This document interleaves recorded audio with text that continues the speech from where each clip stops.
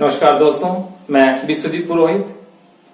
सुने होंगे कि लोग गलत नहीं होते हैं, उनकी एनवायरनमेंट की गलत असर है। बच्चों को सही तरीके से बढ़ना, उनका ग्रोथ, उनका साइकोलॉजिकल और फिजिकल ग्रोथ के पीछे एनवायरमेंटल फैक्टर जैसे कि उनका बैलेंस्ड डाइट, उनकी एनवायरनमेंट की गतिविधि, किस माहौल में वो लोग रहते हैं और किस तरह की बातों से रोजाना उनका रूबरू होते हैं वो लोग, इस पर बहुत ज्यादा डिपेंड करता है। पेरेंट्स और गार्डियन से पैम्परिंग का माहौल, किस तरह से पैम्पर्ड होके बढ़ते हैं या और किसी तरह का एनवायरनमेंट में बढ़ते हैं, ये भी बहुत मायने रखता है। बच्चों का क्या है? बच्चों का खुले आसमान में खेलना, कूदना, हंसना, चिलकारी मारना, सीखना, अनवरत प्रश्न करते रहना, भागना, दौड़ना, शरीर को हर वक्त एक्सरसाइज देते रहना, यही तो है उनकी दिनचर्या। और अगर उनकी इसी तरह की दिनचर्या में किसी तरह की डर घुस जाए, रेस्ट्रिक्शंस लग जाए इनकी बाहर जाने में, आउटडोर खेलने में, पार्क जाने में, दोस्तों से मिलने में, तो सोच सकते हैं कि एक फियर और एंजाइटी का जन्म लेना आम बात है। और यही ही हो रहा है इस पेंडेमिक सिचुएशन में। यह इन्फेक्शन, आइसोलेशन और सोशल डिस्टेंसिंग जैसी स्ट्रेटेजीज बच्चों के दिमाग में एडवर्स असर डाल रहा है। स्कूल बंद, एजुकेशनल इंस्टीट्यूशंस बंद, एक्टिविटी एरिया बंद, टीचर्स और मेंटर से फिजिकल दूरी और अल्टीमेटली घर की चार दीवारी में बंद। ऐसे में रूटीन बिगड़ गया है बच्चों का, चाहे पढ़ने का ले लीजिए, चाहे खेलने कूदने का ले लीजिए और चाहे खाने पीने का ले लीजिए। ये सब की वजह से मेंटल स्ट्रेस और मेंटल कंसंट्रेशन का लेवल गिर गया है बच्चों का।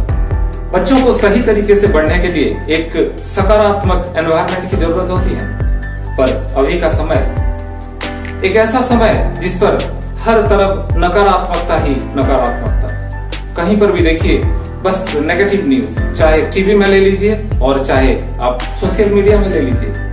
हालांकि बच्चे इस बीमारी से लड़ने के लिए बिल्कुल शारीरिक तौर पर सक्षम नजर आ रहे हैं। सर्वे के हिसाब से मात्र 2% बच्चे इस बीमारी के चपेट में आए हैं, लेकिन मानसिक तौर पर इस बीमारी से लड़ने में अक्षम नजर आ रहे हैं।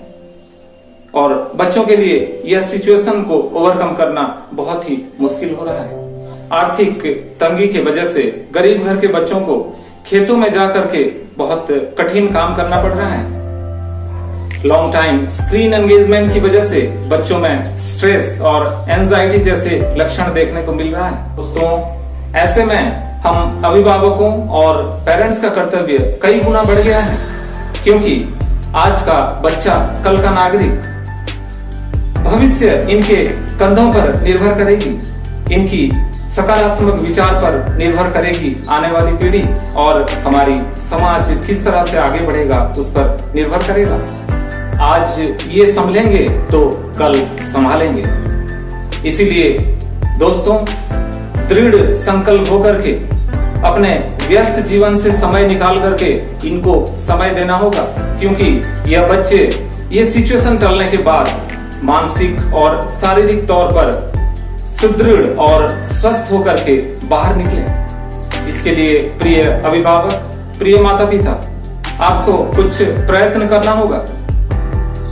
इनका मेंटल और फिजिकल वेलबीइंग के लिए रोज एक समय फिक्स करिए और उस समय पर घर के पूरे सदस्य सारे मिलकर के एक्सरसाइजेस म्यूजिक के साथ साथ करने का प्रयत्न करिए।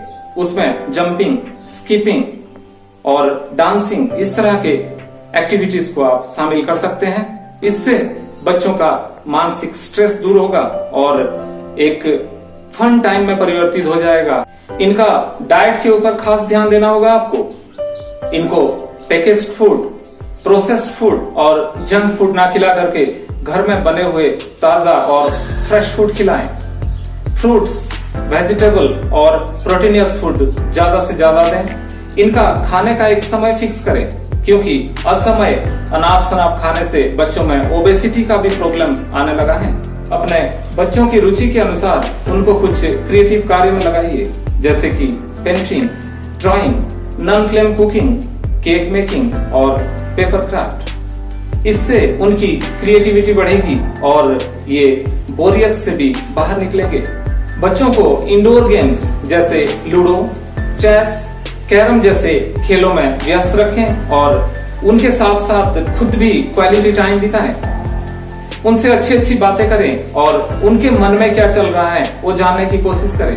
क्यूरियस सवाल पूछें उनसे और उनका मस्तिष्क को एंगेज करने की कोशिश करें। उनका हर सवाल का धैर्य पूर्वक जवाब दें ताकि बच्चे भी अपने आप को इस बीमारी से बचा सकें। दोस्तों, आपके मौजूदगी में वीडियो कॉलिंग के माध्यम से उनको अपने दोस्तों के साथ बातचीत करने का मौका दीजिए ताकि वो अपनी भावनाओं को अपने दोस्तों के साथ साझा कर सकें। कोविड-19 के सभी रिपोर्ट्स बच्चों को बताना जरूरी नहीं है, पर उनको अवगत पक्का करवाएं कि हैंड सैनिटेशन, मास्क और सोशल डिस्टेंसिंग का महत्व क्या होता है और इस बीमारी से कैसे बचा जा सकता है। ऑनलाइन क्लास और ऑन स्क्रीन एक्सपोजर को 90 मिनट से ज्यादा का परमिशन ना दें। टीवी और सोशल मीडिया में चल रहे नकारात्मक न्यूज से बच्चों को दूर रखें और हो सके तो उनको YouTube और हॉटस्टार जैसे माध्यम में आपके मन मुताबिक प्रोग्राम उनको दिखाएं। होम स्कूलिंग एक्टिविटी बनाएं। अपने बच्चों का टास्क को खुद ही प्लान करें और उनका मदद भी करें। एडोलसेंट बच्चों को अपने घर के मुख्य कामों में लगाइए। इससे उनको सोशल रिस्पांसिबिलिटी का ज्ञान आएगा। दोस्तों, ये सही समय है। अपने बच्चों को जल्दी जागने की आदत डलवाएं। योग, मेडिटेशन और प्रार्थना जैसे भारतीय मूल्यबोधों से उनकी अवगत करवाएं। इससे उनकी कंसंट्रेशन लेवल बढ़ेगी और वो भी आगे बढ़ने के लिए तैयार होंगे। जब ये पैंडेमिक सिचुएशन टल जाएगा उसके बाद एक अच्छा इंसान बन के बाहर निकलेंगे। बच्चों को बार बार यह भरोसा दिलाइए कि ये सिचुएशन चला जाएगा, फिर से नॉर्मल सिचुएशन आएगा, फिर से हम खुले आसमान के नीचे बेझिझक बेधड़क घूम पाएंगे, खेल पाएंगे। तो दोस्तों, यह थी इस पैंडेमिक सिचुएशन में बच्चों के मानसिक और शारीरिक वेल बीइंग के लिए कुछ विचार।